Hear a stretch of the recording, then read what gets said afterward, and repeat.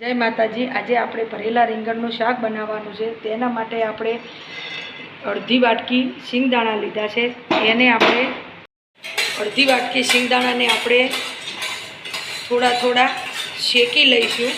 આપણે સિંગદાણા શેકાઈ ગયા છે। હવે આપણે ચણાનો લોટ થોડું થોડું શેકી દઈશું।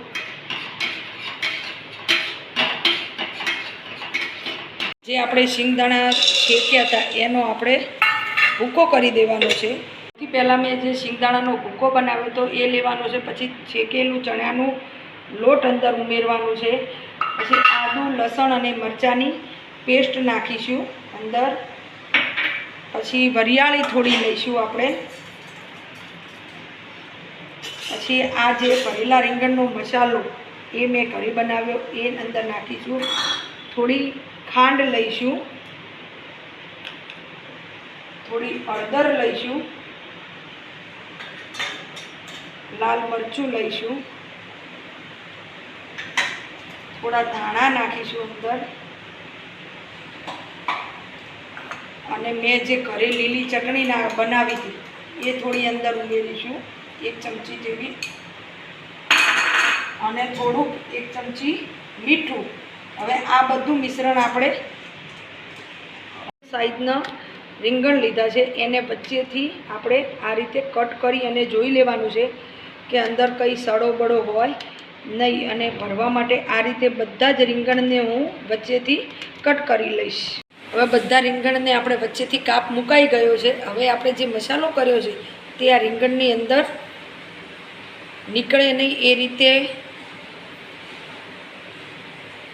ભરી અને 10 મિનિટ એને રેસ્ટ આપવાનો છે। રીંગણ આપણે ભરાઈ ગયા છે મસાલો અંદર।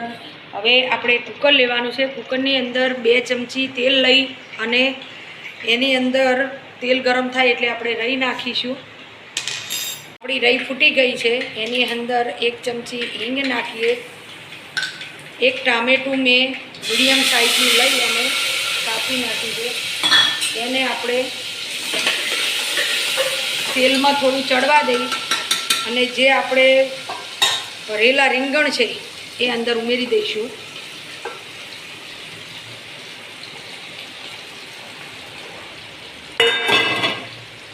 અંદરનો મસાલો બહાર ન નીકળે એ રીતે આપણે રીંગણને હલાવી દઈશું।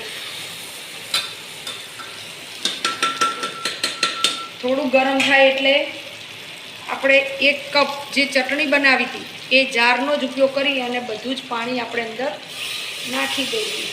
અને જે આપણે ફાઇનલી વધારે મસાલો આપણે ભરતા વધ્યો હતો એ પણ ઉપરની સાઈડે નાખી દઈશું।